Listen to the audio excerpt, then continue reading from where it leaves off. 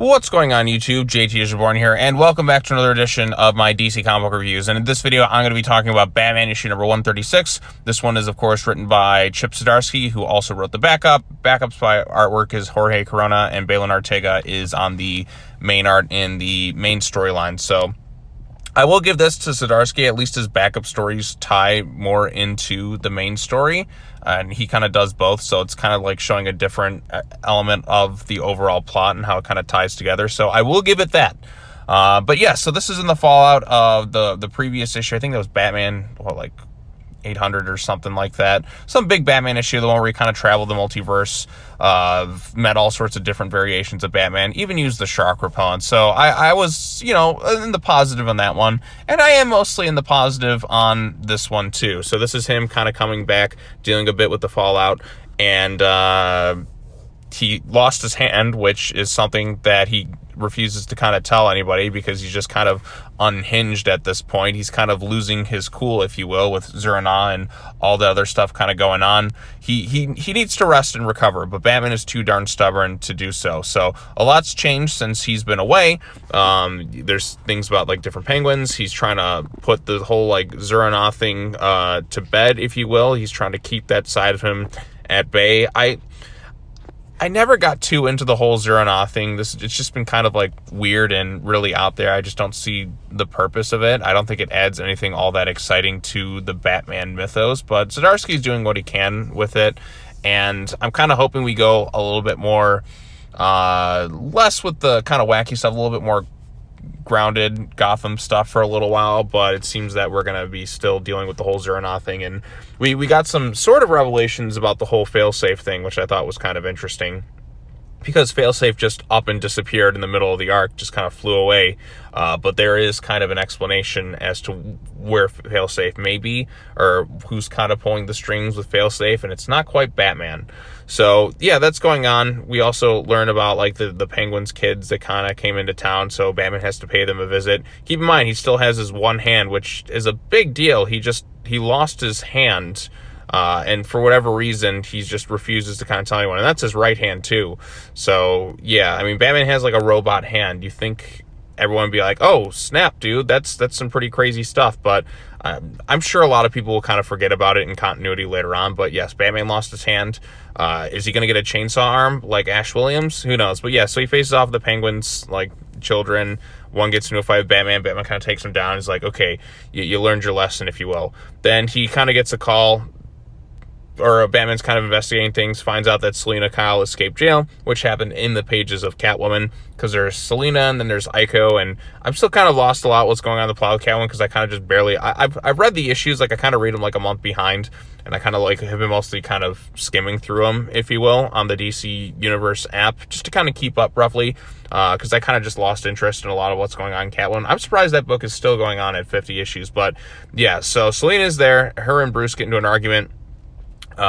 He finds out that Oswald Cobblepot's still alive, and she never told him about it, and they have clearly some trust issues going on, and if she would have told him about the whole Oswald being alive, then Failsafe would have never been activated, if you will, in the first place. So there's all that stuff going on. There's some trust issues going on between these two.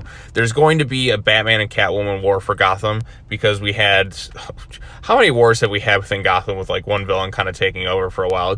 It's kind of like a yearly tradition at this point, because we had, what was it, a few years ago, we had Fear State with the Scarecrow, we had City of Bane with Bane, we had Joker War, we had Failsafe just take over, and now we're doing, I think Riddler took over at some point not too long ago. I don't know. It's just kind of like so many different Batman villains have been taking over, like the Magistrate and all that with Fear State. That was a long one, but it's Batman versus Catwoman. They clearly had some issues. I'm so over their relationship in the main universe right now. I used to be like, okay, let's let them get married, let them get happy, but then after that whole like run, which this is still, technically a part of like the 2016 run and onward, I've just grown so tired of it. I just kind of wanted them just to kind of be like enemies or just mutual acquaintances at this point. I am over that relationship. These comics have made me just not be a fan of it anymore. So yeah, let them fight, let them be enemies anymore. I'm done with Batcat. And then one moment kind of happens, which was something actually pretty nice to see. Bruce returns to the Batcave in Wayne Manor because he's been living in the city right now. And I'm kind of hoping that they go back to just Wayne Manor and the Batcave. Yeah, we've gone off and done some other things, like he's kind of living downtown. Alfred's obviously not there anymore. But I think with the Batman and Robin book, I think it's time for Bruce to just move back home. And the whole Bat family is basically here. You have Cass, you have Jason, you have Steph, you have Tim, you have Duke, you have Damian, you have Dick, you have Babs. The only one really missing here, I guess, would be Kate Kane, but she's still kind of off doing her own thing. But I appreciate the fact that everyone's kind of here, and they're all having food at Wayne Manor. I thought that was a nice touch. It's been, like, since forever, since these characters have, I think, even, like, interacted all together at Wayne Manor. Tell me the last time that the Bat family was together at Wayne Manor. I can't list it because it has been so long. And it's kind of a nice moment because all this crazy stuff's been going on for a while. It felt like, okay, Batman could use a little break like this. Now, something in the pages of, say, Nightwing, where it's kind of overdone with the fluff and lightheartedness, it becomes a little bit too much. But in Batman, where it's been, you know, nothing but depressing darkness and that forever, just chaos and that for a long time, moments like this feel more earned. So I like that aspect. He's still not telling everybody about his hand. He's still really concerned and fearful about what's going to happen to his family. He's kind of unhinged, almost compromised, if you will, and he sees an image of his family just kind of burning. So a lot of tensions on the way. But look at that. There's the family. They're kind of happy, but Batman is still afraid, and he of course hasn't told them about his hand situation. Then in the main backup storyline, it's something kind of a little bit flashback, if you will. Bruce has been kind of tired and then not getting any sleep. That's when the whole Zur-En-Arrh personality takes over, which is still just kind of a strange thing. And Zur-En-Arrh was responsible for building Failsafe. And it's like, hey, if you're 95% sure Batman killed something, then you can be activated, and I'm really in control of you and all that. So Batman's not really fully in control of Failsafe to begin with. It was Zur-En-Arrh who was the primary person in front of it. And, you know, if Batman supposedly killed something, again, like a 95% chance or whatever, then Failsafe gets activated. So Bruce Wayne on his end was not responsible necessarily for Failsafe. It was the Zur-En-Arrh aspect of himself. I don't know, it's still kind of weird because it's like Harvey Dent and Two-Face. There's like two halves to the personality. I still never liked the whole Zur-En-Arrh concept. I just don't understand the reasoning behind it. I mean, they have like an explanation where it's like, if, you know, he's been compromised or he needs to be fully focused Batman, then that takes over. I don't really like it all that much, but that's just me personally. So it'll be interesting to see where the story unfolds from here. I know they're setting things up for the war between Batman and Catwoman in the little event that's coming out in September, post the other event, which is DC Night Terrors, which is going to take up an entire 2-month thing, and then we're going to go into another event, and then probably another event, and then another event after that, because we just need so many events at DC Comics. But all things considered, I actually didn't mind this issue per se. I think there's some aspects that I liked. I like that we're kind of moving away from the multiverse thing, kind of coming back to Gotham. I like the fact that the Bat family was there at the end, because with Batman, you're getting so many dark moments, it could use a little bit of a lighter touch to kind of brighten things up a little bit. I get dark, broody, and all that other stuff, but I feel like that moment was kind of earned, where, as I stated before in, say, the pages of Nightwing, there's almost too much fluff. It's too light, and there's like no weight to anything. So I appreciate that we had kind of a lighter moment to end the issue, and just seeing everyone kind of back at Wayne Manor after so long, it felt earned. It was a nice little like beat right there, and they're setting the stages for things to come.